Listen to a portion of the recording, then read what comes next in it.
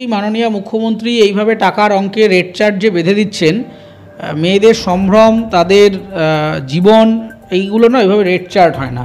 আমি অত্যন্ত গর্বিত যে ছাত্রীর পরিবার যেটা রিজেক্ট করেছেন এবং সরকারের মুখে যেভাবে এটা এক ধরনের ঝামা ঘষে দেওয়া হবে। আমাদের সরকারের তো কোনো লজ্জাবোধ নেই। এই মুহূর্তে একটা পরিবার তার সন্তানকে হারিয়েছে, কোথায় আগে লড়াই করে এটা আমরা এনশিওর করব যাতে মানে অভিযুক্তরা ধরা পড়েন, প্রমাণিত হয় কে কী করেছে এবং তাদের যাতে সাজা হয়, সেই সব না দিয়ে আগে আমরা কিভাবে টাকা পয়সা দিয়ে ব্যাপারটাকে সেটিং করে নেওয়া যায় সেই দিকে। আগের দিন বলে দিয়েছে যে আরজি করে ভাঙচুর হয়েছে, সেটা নাকি এআই দিয়ে বানানো ছবি, এআই নাকি একটা ক্রাইম, মুখ ফসকে বলে ফেলেছে নির্যাতিতার ফাঁসি চাই। হ্যাঁ, মানে এই যে ঘটনাগুলো কনস্ট্যান্টলি হয়ে যাচ্ছে, এগুলো থেকে প্রমাণ হয়ে যায় যে উনি এখন ক্লুলেস হয়ে পড়েছে। কুণাল ঘোষ তো কার্যত রাজনীতির রং লাগাতে চাইছেন। তিনি বলছেন এই আন্দোলন বা এই রাত দখল সমস্ত কিছু বাম বিজেপি। দেখুন, কুণাল ঘোষ মহাশয় এরকম অনেক কিছুই বলেন টলেন। আমি ওনার কথাকে রাজনৈতিকভাবে খুব একটা সিরিয়াসলি নেই না, এবং আমার মনে হয় না যে অধিকাংশ সেন্সিবল মানুষ তারাই নেন। আমরা ফেসবুক, টুইটারে অনেক সময় এন্টারটেনমেন্টের জন্য তো সার্চ করি। আমার কাছে উনি যা বলেন সেইটা কোনো পলিটিক্যাল কমিউনিকেশান বলে আমি মনে করি না। সেটা মজার একটা জিনিস হতে পারে, যে হ্যাঁ, যেটা দেখে আপনি বেশ আনন্দ পাবেন, যে এটা বেশ একটা রিল্যাক্সেশন ফিল হবে। ওইটা দেখে না আপনি পলিটিক্যালি এজিটেটেড হবেন, না আপনার দেখে মানে এখন যে পর্যায়ে উনি পৌঁছে গিয়েছেন, ওনার লেখা দেখে না সত্যি আগে একটা সময় বিরক্ত হতাম যে কী রে বাবা, একটা দলীয় সমর্থক বলে কি সে যা খুশি বলবেন। কিন্তু এখন সেইটারও ঊর্ধ্বে চলে গেছেন উনি। এখন ওনাকে দেখে রাগ, ঘৃণা কিছুই হয় না, মানে কোনো নেগেটিভ ইমোশন আমাদের কাজ করে না। আমরা কেন একটা স্টোইক টাইপের হয়ে যাই ওনাকে দেখলে, এবং আমরা এনজয় করি রাদার। আমরা ওনার পোস্ট শেয়ার করি, ভাইরাল করি। আমি তো খুব ভালোবাসি ওনাকে। হ্যাঁ, আমি বিভিন্ন লেখাই ওনার শেয়ার করি, কারণ আমার খুব মজা লাগে। মানে মানুষজনের তো জানা উচিত যে একটা মানুষ কতটা অযৌক্তিক কথাবার্তা বলতে পারেন এবং কতটা অপ্রয়োজনীয় কথা বলে মানুষদের যে মুভমেন্টটা, সেটা আমার বাড়ির মা, মাসি, বোন এরা সবাই পার্টিসিপেট করেছিল। এরা কোনো পলিটিক্যাল পার্টির কোনো লিখিত রেজিস্টার্ড সদস্য নন। তাহলে কেন গেছিলেন তারা? আমার বাড়ির পরিবারের লোকেদের আমি যেতে দেখেছি, এবং আমি বলিনি তাদেরকে যে যাও। তারা পাড়ার বিভিন্ন যে কমিউনিটি আছে, ওমেন কমিউনিটি, মহিলাদের, সেখানে বিভিন্ন টিম বানিয়ে তারা বিভিন্ন ক্লাব থেকে মিছিল তৈরি করে একটা জায়গায় জমায়েত হয়েছেন, প্রোটেস্ট অর্গানাইজ করেছেন। তো এখানে কে করেছে? আমার বাড়িতে না তারা কোনো সিপিএমের সদস্য, না তৃণমূলের সদস্য, না বিজেপির সদস্য। তারা এই কারণেই গেছেন, তার কারণ তারাও বুঝতে পারছেন তারাও একজন মেয়ে, তাদের বাড়িতেও অন্যান্য মেয়ে সন্তান রয়েছে। সবার প্রশ্নটা তো সবাই তো আর ভোট করে না, আর সবাই কুণাল ঘোষ মহাশয়ের মতো প্রিজেন্ট ভ্যানে চড়ার কারোর ইচ্ছেও নেই। তো প্রত্যেকেই একটা জিনিস চায় জীবনে, সুখে, শান্তিতে এবং সুরক্ষিতভাবে বাঁচতে। সেই উদ্দেশ্যটা এখানে অনেক বেশি ইম্পর্ট্যান্ট। হয়তো সেখানে বিজেপি হয়তো একটা কর্মসূচি অ্যানাউন্স করেছে বা বাম একটা কর্মসূচি অ্যানাউন্স করেছে, সেটা তাদের পলিটিক্যাল কমিউনিকেশনের অংশ হতে পারে, কিন্তু তার মানে এই নয় যে বাকি যারা সাধারণ মানুষ স্বতঃস্ফূর্তভাবে নামছেন। এই যে আজকে এখানে বসে আছি, এই মুহূর্তে ফিল্ম ইন্ডাস্ট্রির একটা বড় মিছিল বেরোবে, ওদিকে একাডেমির সামনে থেকে সম্ভবত ইয়ের দিকে আমাদের থিয়েটার কর্মীরা বেরোবেন, সেখানে কি সবাই বিজেপি বা সিপিএমের? তাহলে সুখেন্দু শেখর রায় সম্ভবত তৃণমূলের দিল্লির নেতা, তিনি কেন ময়দানে নেমেছিলেন? তিনি নিজে নেমেছিলেন, তিনি শুধু লিখে জানিয়েছিলেন। এমনকি তৃণমূল কংগ্রেসের বহু নেতা, বহু স্পোক্স পারসন যারা টিভিতে তৃণমূলের হয়েই কথা বলেন, তারাও সম্পূর্ণ বিরোধিতা করেছে। কিন্তু শান্তনু সেন বিরোধিতা করার পরেই তো তাকে পদ থেকে অবসর। হ্যাঁ, তার কারণটা হচ্ছে যে যারা সত্যি কথা বলবেন, যারা ন্যায় নীতি জাস্টিসের পক্ষে থাকবেন, তাদের জায়গা এই দলে নেই। একটা গভর্নমেন্ট সে কারেক্ট করতে চায় না ভুল, বলে আমরা ভুল সংশোধন করতে চাই। ভুলই যদি সংশোধন করতেন তাহলে শান্তনুবাবুকে সরানো হলো কেন? বরং তাকে এনকোয়ারি করতে পারতেন মুখ্যমন্ত্রী, যে বরং তাকে ধমক দেওয়া উচিত ছিল যে তুমি এত পরে বলছো কেন, তোমার আগে বলা উচিত ছিল, তাহলে আর একটা প্রাণ যেত না। বা ওনার মেয়েকে যখন বুলি করা হয়েছে, অ্যাবিউজ করা হয়েছে, ওনার তখনই যদি বলতেন তাহলে হয়তো আর একটু প্রিভেন্টিভ মেজারমেন্ট নেওয়া হতো। এটা একটা সুস্থ স্বাভাবিক গভর্নমেন্ট হলে শান্তনু সেনকে উল্টে ধমকানো উচিত যে আপনি ইটস টু লেট, আপনি অনেক দেরিতে কেন এই কথাগুলো বলছেন, আপনাদের অনেক আগে বলা উচিত ছিল। সেইটা না বলে তাকে সমস্ত পদ থেকে সরিয়ে দিলাম, সাইডলাইন করে দিলাম। তার মানেটা কি? তিনি যেহেতু সত্যি কথা বলে ফেলেছেন, কারণ আফটার অল তিনিও তো একজনের বাবা, তার পরিচয়টা তো শুধু তৃণমূল নয়, তার পরিচয় তিনি নিজে একজন চিকিৎসক, তিনি নিজে একজন হাজব্যান্ড, নিজে একজন বাবা। তো তার তো আবেগটা বেরিয়ে আসছে সেখান থেকে না, কারণ তিনি তার নিজের সন্তানকে এই পরিস্থিতির মধ্যে দিয়ে যেতে দেখেছেন, আতঙ্কে পড়েছেন এখন। তো সেই জন্য আতঙ্ক থেকে সত্যিটা বেরিয়ে এসেছে। সবাই তো ফেরেববাজ হয় না, কেউ কেউ মানুষের মধ্যে আবেগও থাকে, আবেগ থেকে তখন এই মানে সত্যি ফিলিংসটা তখন বেরিয়ে আসে, যেটা ডক্টর সেনের হয়েছে, এবং সেইটা মানে ওনাকে সরানো হয়েছে, এটা খুব আনফর্চুনেট। এর থেকে এটাই প্রমাণিত যে আসলে এরা নিজেদের ভুল সংশোধন করতে চায় না, এরা তার ভুলটাকেই কীভাবে ধামাচাপা দেওয়া যায় তার একটা প্রচণ্ড চেষ্টা করবে। নির্যাতিতার মাকে 10 লাখ টাকা দেওয়ার ঘোষণা করেছেন মুখ্যমন্ত্রী। নির্যাতিতার মা জানিয়েছেন যে আমি যদি 10 লাখ টাকাটা নিই আমার মেয়ে কি বলবে, মানে তার আত্মা কি ভাববে। এবার বিরোধীরা প্রশ্ন তুলতে শুরু করেছে, তাহলে বাংলায় কি ধর্ষণের দাম 10 লাখ টাকা? দেখুন, সব কিছুকেই মাননীয় মুখ্যমন্ত্রী এইভাবে টাকার অঙ্কে রেট চার্ট যে বেঁধে দিচ্ছেন, মেয়েদের সম্ভ্রম, তাদের জীবন, এইগুলো না এভাবে রেট চার্ট হয় না।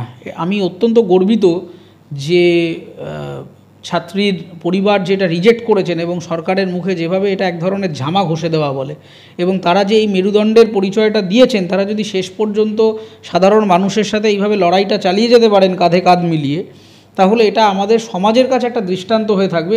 এবং আর 5 জন মেয়ে বা ছেলের পরিবারের লোকজন, আর 5 জন অভিভাবক এই অভিভাবকদের দেখে শিখবে। আমাদের এইরকম অভিভাবক দরকার। আমি অত্যন্ত মানে তাদেরকে সাধুবাদ জানাই, প্রণাম জানাই, শ্রদ্ধা জানাই, এবং আমি গর্বিত তারা এই সিদ্ধান্তটা নিয়েছেন। তারা যদি পয়সা নিয়ে এটা ওই সেটিং করে নিতেন তাহলে লজ্জা পাওয়া উচিত ছিল আমাদের। সেই জায়গায় এই সিদ্ধান্তটা অ্যাবসলিউটলি সঠিক সিদ্ধান্ত, মেরুদণ্ডের সিদ্ধান্ত, সততার সিদ্ধান্ত, এবং সর্বোপরি নিজের মেয়ের ন্যায় বিচারের দাবিতে একদম যথাযথ সিদ্ধান্ত। এবং আমাদের সরকারের তো কোনো লজ্জাবোধ নেই।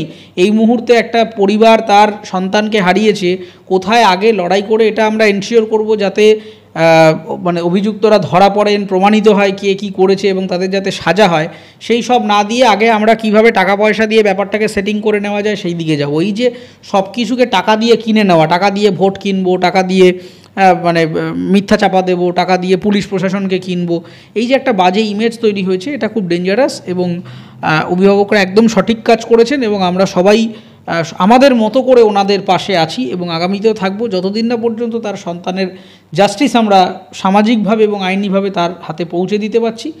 আমরা তার সাথে সব রকমভাবে থাকার জন্য তৈরি আছি। এই যে মুখ্যমন্ত্রীকেও পথে নামতে দেখা গেল, তিনি স্বাস্থ্যমন্ত্রী, তিনি পুলিশ মন্ত্রী, তাকেই কার্যত পথে নামতে দেখা গেল। দেখুন, এইটা একটা মানে অন্যরকম পলিটিক্যাল ইমেজ। মানে স্বাস্থ্যমন্ত্রী মমতা বন্দ্যোপাধ্যায় মুখ্যমন্ত্রী মমতা বন্দ্যোপাধ্যায়ের বিরুদ্ধে পথে নামছেন, এটা একটা হাস্যকর ব্যাপার, এবং এটা রাজনৈতিক ইতিহাসে কখনো হয় না। এখন উনি নিজের মানে উনি এখন না মানে ক্লুলেস হয়ে পড়েছেন। উনি এখন ওনার কোনো না আছে ওনার কাছে কোনো জাস্টিফিকেশান, না আছে ওনার একটা মেরুদণ্ড যেটা দিয়ে উনি ক্ষমা চাইবেন যে আমার প্রশাসনিক ভুল হয়েছে। একটা মানুষ ভুল তো হতে পারে, আমাদের কি জীবনে আমরা সবাই এক একজন একেবারে দুর্ধর্ষ 100% পারফেক্ট? আমাদের প্রত্যেকের জীবনে কোনো না কোনো কাজের জায়গায় ভুল হয়, ব্যক্তিগত জীবনে ভুল হয়, হয়তো কাউকে খারাপ কথা বলে ফেললাম, কিন্তু তারপর তো আমরা বুঝি যেটা বলাটা উচিত হয়নি, আমরা তো গিয়ে তার কাছে একটা নিজের পক্ষে ক্ষমা চাই। এই যে ক্ষমা চাওয়াটার জন্য একটা সাহস দরকার পড়ে, একটা কারেজ দরকার পড়ে, একটা সততা দরকার পড়ে, সে একটাও এনার মধ্যে নেই। সেই কারণে উনি মঞ্চে উঠে ভুলভাল বকেন। আগের দিন বলে দিয়েছে যে আরজি করে ভাঙচুর হয়েছে সেটা নাকি এআই দিয়ে বানানো ছবি, এআই নাকি একটা ক্রাইম, মুখ ফসকে বলে ফেলেছে নির্যাতিতার ফাঁসি চাই। হ্যাঁ, মানে এই যে ঘটনাগুলো কনস্ট্যান্টলি হয়ে যাচ্ছে, এগুলো থেকে প্রমাণ হয়ে যায় যে উনি এখন ক্লুলেস হয়ে পড়েছেন। উনি এখন কি বলবেন, কেন বলবেন বুঝতে পারছে না। আর কিছু বুঝে উঠতে না পারলেই ওনার কাছে দুটো হাতিয়ার হয়েছে, সব বিরোধীরা করছে। সেই কারণে উনি এখন বিরোধীদের ঘাড়ে সমস্ত দোষ বিরোধীদের ঘাড়ে চাপিয়ে দিয়ে উনি এখন মিটিং মিছিল করে যাচ্ছেন। আবার বিরোধীরা বলছে তিনি নাকি বিরোধী হওয়ার প্র্যাকটিস করছেন এই মিছিলে নেমে। না, মানে সত্যিই আমি বলবো যে উনি বিরোধী হিসাবে বেটার ছিলেন। আমি মনে করি যে মমতা বন্দ্যোপাধ্যায় বিরোধী হিসাবে অন্তত সঠিক বিরোধী নেত্রীর কাজটা করতেন, মুখ্যমন্ত্রী হিসেবে উনি সঠিক কাজটা করছেন না। কারণ বিরোধী নেত্রী হিসেবে আমি যতটুকু ওনাকে, আমার বয়স তখন খুবই কম, আমরা পরবর্তী ক্ষেত্রে কাগজ পড়ে বই পড়ে জেনেছি, টিভি দেখে সিনেমা দেখে জানতে পেরেছি ওনার জার্নি সম্পর্কে, যতটুকু ধারণা তৈরি করতে পেরেছি তাতে আমার মনে হয়েছে বিরোধী দলনেত্রী মমতা বন্দ্যোপাধ্যায় মুখ্যমন্ত্রী বা তৃণমূল সুপ্রিমো মমতা বন্দ্যোপাধ্যায়ের থেকে অনেক বেটার একজন পলিটিক্যাল পার্সন ছিলেন। তার যে ভিশন, তার যা অ্যাম্বিশান, তার যা বক্তব্য, তিনি সেটা সঠিকভাবে করতেন। এই এক সময় কিন্তু বামফ্রন্ট আমলের ধর্ষণ নিয়ে, বামফ্রন্ট আমলের ইন্ডাস্ট্রির প্রবলেম নিয়ে, বামফ্রন্ট আমলের সমস্যা নিয়ে কখনো কংগ্রেসের সাথে, কখনো কংগ্রেসের বিপক্ষে, কখনো সিপিএমের বিপক্ষে তিনি কিন্তু বারংবার দৃষ্টান্তমূলক মুভমেন্টস করেছেন এবং গভর্নমেন্টকে কীভাবে কারেক্ট করা যায়, ডিরেলড হয়ে গেলে কীভাবে আবার পুরোনো ট্র্যাকে ফিরিয়ে আনা যায়, সেই নিয়ে আমরা ভীষণ গুরুত্বপূর্ণ কিন্তু তার ভূমিকা আমরা রাজনৈতিক ইতিহাসে দেখেছি। তাহলে সেই ব্যক্তি যখন পাওয়ারে আসছেন, তাহলে আমরা কি এক্সপেক্ট করব যে এই ভুলগুলো তিনি আর করবেন না? তাহলে তিনি এখানে এসে সেই ভুলগুলোই করছেন। উল্টে সিপিএম যদি দুখানা অন্যায় করে, ইনি 20টা অন্যায় করছেন। এবং 20টা অন্যায় করার পরে তাকে যখন আমরা জিজ্ঞাসা করছি যে আপনি ভুলটা কেন করছেন, ইনি ভুলটা সংশোধন না করে আবার বলছেন সিপিএম তো 2টো অন্যায় করেছিল, সেই কারণে আমি এই 20টা অন্যায় করছি।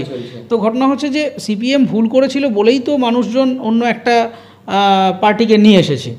তো তাহলে সিপিএম যা করেছে আপনি যদি সেটাই রিপিট করবেন তাহলে আপনি কেন, তাই নয় কি? তো সেই ক্ষেত্রে আমার মনে হয় যে এটা অত্যন্ত লজ্জাজনক, এবং মুখ্যমন্ত্রী হিসেবে তিনি আস্তে আস্তে একজন সঠিক অ্যাডমিনিস্ট্রেটর হিসেবে তিনি আস্তে আস্তে ফেল করে যাচ্ছেন। তার বিউরোক্রেটিক সিস্টেমটা আস্তে আস্তে ভঙ্গুর হয়ে পড়ছে, এবং আমার মনে হয় যে ইটস রাইট টাইম যে আইদার তিনি মানে সম্মানের সাথে পদত্যাগ করুন, অন্য সম্মানের সাথে পদত্যাগ করুন, যে আপনার স্যাচুরেটেড হয়ে গেছেন, আপনি আর পেরে উঠছেন না, অন্য কোনো নেতৃত্বের হাতে দিয়ে দিন, অথবা আপনি বিকল্প কিছু একটা ভাবুন। কারণ এইভাবে এই জিনিসটা না চলতে পারে না। কারণ একটা পলিটিক্যাল সিস্টেম ফেল, পুলিশ ব্যবস্থা করাপ্টেড, স্বাস্থ্য ব্যবস্থা করাপ্টেড, এডুকেশন সিস্টেম একেবারে মানে মৃতপ্রায়, আইসিইউতে চলে গেছে। এইটা একটা কোনো সোশ্যাল স্ট্রাকচার হচ্ছে না। মানে এইটা ইমিডিয়েটলি আমাদের একটা ম্যাসিভ রিফর্ম দরকার। আমরা অনেক দশক পিছিয়ে গেছি ভারতবর্ষের অন্যান্য রাজ্যগুলি বা পৃথিবীর থেকে। এই পিছিয়ে যাওয়ার দায়টা কে নেবেন? ওনার জেনারেশনটা তো, ওনার বয়স প্রায় 70-80 কাছাকাছি হয়ে যাচ্ছে, উনি এবার রিটায়ার করে যাবেন মানে প্রফেশনালি। কিন্তু ঘটনা হচ্ছে যে জেনারেশনটা আজকে বাডিং জেনারেশন, তাদের ভবিষ্যৎটা কি? তো গোল্লায় চলে যাচ্ছে সমস্ত। তাদের কাছে তো একটা দায়বদ্ধতা আছে। তো আমার মনে হয় যে গণতান্ত্রিক পদ্ধতিতে দরকার পড়লে পুনর্নির্বাচন হবে। আমি রাষ্ট্রপতি শাসনের পক্ষ নই, আমি কনস্টিটিউশনাল ইমার্জেন্সি চাই না। আমি চাই গণতান্ত্রিকভাবে সরকার যদি উনি পদত্যাগ করেন বা রি-ইলেকশন হয়, মানুষ যদি অনাস্থা প্রস্তাব নিয়ে আসেন বিধানসভায়, যা যা পলিটি রয়েছে আমরা সেটা ফলো করতে রাজি আছি, কিন্তু গণতান্ত্রিক উপায়ে মমতা বন্দ্যোপাধ্যায়ের পদত্যাগ করা উচিত, এবং দরকার পড়লে নির্বাচন করে, স্বচ্ছভাবে নির্বাচন করে। এখানে আবার নির্বাচনের মধ্যেও তো আবার ঘোটালা থাকে, তো ওই ঘাপলা দেওয়া নির্বাচন নয়, স্বচ্ছভাবে নির্বাচন করে আমরা মানুষের অথেন্টিক রেসপন্সটা নিয়ে দেখি মানুষ কী চাইছেন। তারা যদি ওনার পার্টিকে আবার ফিরিয়ে আনতে চান আনবেন, আর যদি তারা মনে করেন যে একটা নতুন কিছু আমাদের করা দরকার, তাহলে মানুষ যা ডিসিশন নেবেন, কিন্তু সেটা স্বচ্ছ নির্বাচনের মাধ্যম দিয়ে গণতান্ত্রিক পদ্ধতিতে, কোনো রকম জরুরি অবস্থা 70-এর দশক 80-র দশক রিপিট না করে। আমার মনে হয় যে এবার একটা পলিটিক্যাল রিফরমেশনের আশু প্রয়োজন হয়ে পড়েছে ইন ওয়েস্ট বেঙ্গল।